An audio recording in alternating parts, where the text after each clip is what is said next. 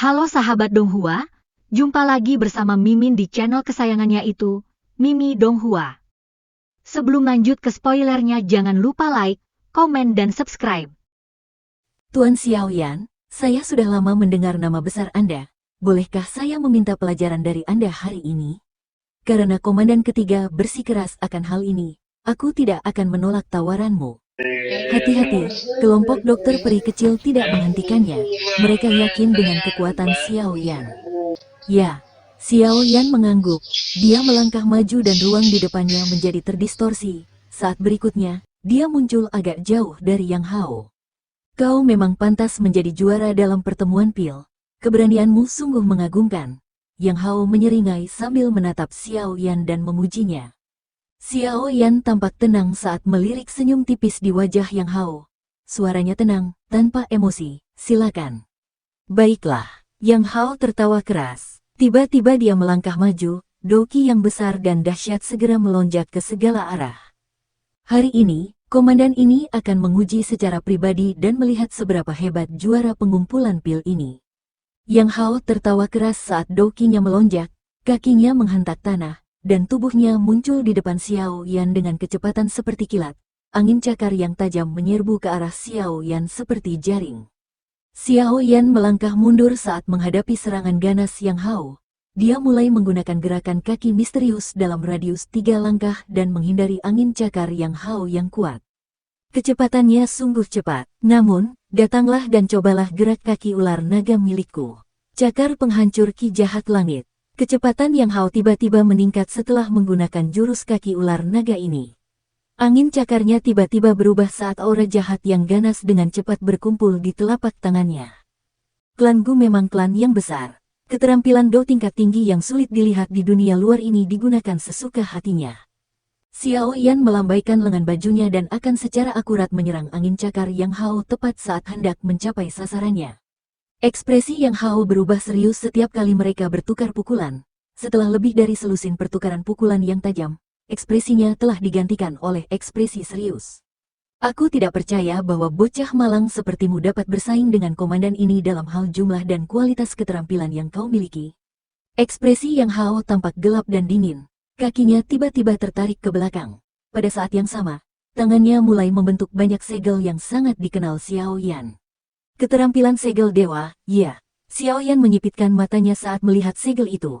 Tubuhnya berkelebat dan secara aneh muncul di depan Yang Hao. Dia menjentikkan jarinya dan angin sepoi-sepoi bertiup, menghantam pergelangan tangan Yang Hao dengan kecepatan seperti kilat. Bocah ini, kenapa dia tahu kelemahan dari skill segel dewa? Ekspresi Yang Hao berubah ketika Xiaoyan tiba-tiba menghancurkan segel yang telah dibentuknya. Sebelum dia sempat berpikir, angin panas bertiup, dan dia harus segera menerimanya. Angin panas menyebar di panggung batu. Semua orang tercengang melihat Yang Hao terhuyung mundur beberapa langkah karena pukulan Xiaoyan. Wajah Ling Kuan yang tadinya gelap dan dingin di lantai atas berubah sedikit jelek. Yang Hao bukan tandingannya, komandan kelima juga menunjukkan ekspresi serius. Orang ini memang bukan orang biasa-biasa saja karena mampu menarik perhatian nona muda.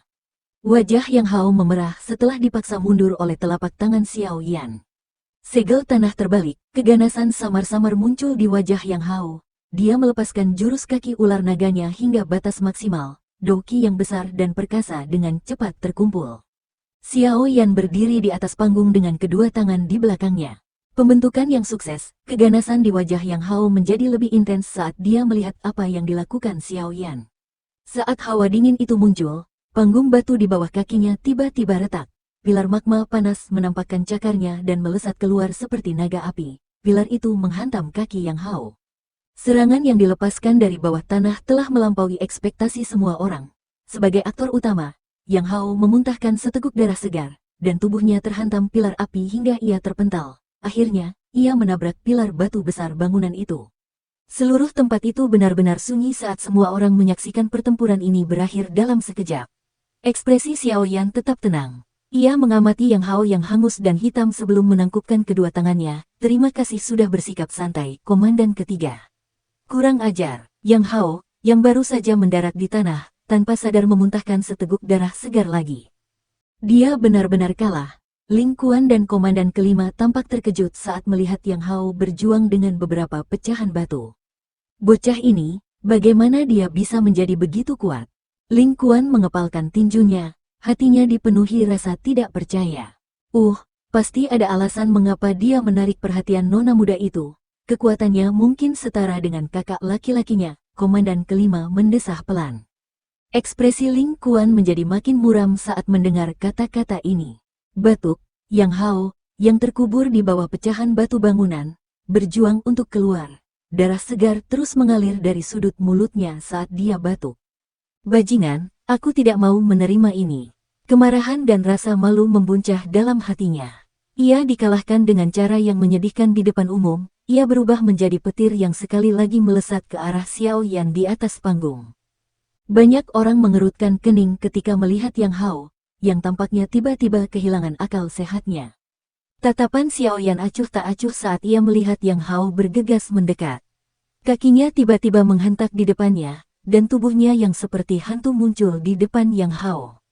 Lengan Xiao Yan bergetar dan gelombang angin kencang melonjak entah dari mana, menghantam dada Yang Hao dengan kecepatan seperti kilat.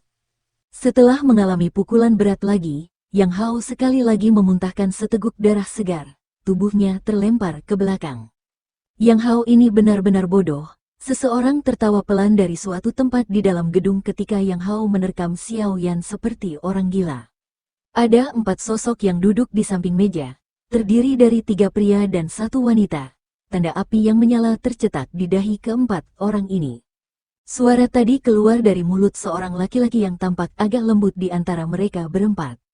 Meskipun Xiao Yan ini hanya Dosun bintang 5, dokinya secara alami jauh dari apa yang dapat dibandingkan dengan orang biasa karena ia memiliki api surgawi. Wajar saja jika Yang Hao dikalahkan oleh tangannya.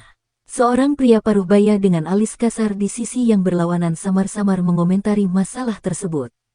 Dia masih memiliki jiwa yang sangat kuat, di bawah persepsi spiritualnya.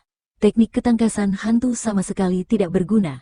Yang Hao terlalu sombong, pria terakhir mengenakan jubah putih. Tatapan mata pria itu tertuju pada wanita di sebelahnya setelah kata-katanya terdengar. Wanita itu mengenakan gaun merah pucat, dia juga tidak menanggapi percakapan di antara ketiganya. Seolah-olah segala sesuatu sulit membangkitkan minatnya. Saya tertarik dengan api surgawinya. Wanita berpakaian merah itu akhirnya mengangkat kepalanya sedikit setelah mendengar kata-katanya. Dia melirik Xiao Yan di atas panggung. Ketiga pria berpakaian putih itu memutar mata mereka tanpa daya ketika mendengar apa yang dikatakannya. Wanita berpakaian merah itu tiba-tiba berkata, "Hari ini cukup ramai." Sepertinya anggota klan Gu tidak begitu menyambut Xiao Yan. Yang Hao yang berlumuran darah menatap Xiao Yan dengan ganas. Napasnya seperti napas banteng. Butuh waktu lama sebelum dia menyerang ke depan dengan cara yang gila. Yang Hao, seluruh tubuh Yang Hao tiba-tiba bergetar saat mendengar teriakan ini. Dia benar-benar pulih, tubuhnya berdiri di tempat sambil mengepalkan tangannya. Kau benar-benar mempermalukan klan Gu. Sosok itu perlahan muncul di depan Yang Hao setelah dia berhenti bergerak. Kakak kedua, Ling Kuan terkejut saat melihat sosok itu. Kegembiraan langsung membuncah di mata Ling Kuan. Tubuh mereka melesat maju dan muncul di samping sosok itu sebelum menyapanya dengan hormat. Sosok itu menatap sosok kurus di atas panggung dan bertanya dengan suara yang dalam, "Xiao Yan, apakah kamu senang memukul orang lain?" Xiao Yan menatap sosok itu dari sudut pandangnya. Sosok itu mengenakan baju besi berwarna perak pucat. Itu hanya penghematan. Xiao Yan melirik pria berbaju besi perak itu. Sosok ini adalah komandan kedua. Orang ini adalah Dou Zun bintang 6. Komandan kedua tentara hitam terendam, Lin Xiu. Karena kamu sangat suka bertarung seperti ini, komandan ini akan datang dan mencobanya. Bagaimana menurutmu? Xiao Yan, apakah kau berani menerima tantangan lagi? Jika komandan kedua bersikeras, silakan mulai. Xiao Yan hanya mengernyitkan alisnya sebelum akhirnya tenang. Lin Xiu berusaha menyudutkannya. Tampaknya para jenius muda dari klan Gu telah menaruh dendam yang dalam terhadapnya. Pada saat ini, semua orang dapat melihat bahwa para jenius muda dari klan Gu ini tampaknya menyimpan dendam terpendam terhadap Xiao Yan. Lin Xiu, kalian semua membuat lelucon. Namun, tepat ketika semua orang mengira bahwa pertempuran akan segera terjadi, suara seorang tetua yang marah tiba-tiba terdengar. Sosok berpakaian abu-abu muncul di panggung batu dengan cara seperti kilat dan menegur Lin Xiu. Penatua Gusun, Lin Xiu terkejut ketika melihat sesepuh berpakaian abu-abu ini tiba-tiba muncul. Dia menangkupkan tangannya dan berkata dengan hormat. Omong kosong, sebagai tuan rumah, kalian semua mempersulit tamu klan Gu di depan umum. Pria tua bernama Gusun itu melotot ke arah kelompok ini sambil memarahi mereka dengan marah. Lin Xiu tidak berani tinggal lebih lama lagi. Dia bergegas turun dari panggung, meraih Yang Hao, yang bahkan tidak bisa bergerak, dan melangkah keluar dari gedung. Gusun menoleh setelah melihat Lin Xiu berjalan ke kejauhan. Matanya agak rumit saat dia menatap Xiao Yan. Dia berkata dengan lembut, seorang anggota klan Xiao sekali lagi datang ke klan Gu, orang muda cenderung impulsif. Karena masalah nona muda, Anda mungkin akan menemui banyak masalah di masa depan. Semoga Anda siap menghadapinya. Xiao Yan menangkupkan tangannya ke arah Gusun, tetapi dia tidak mengatakan apapun.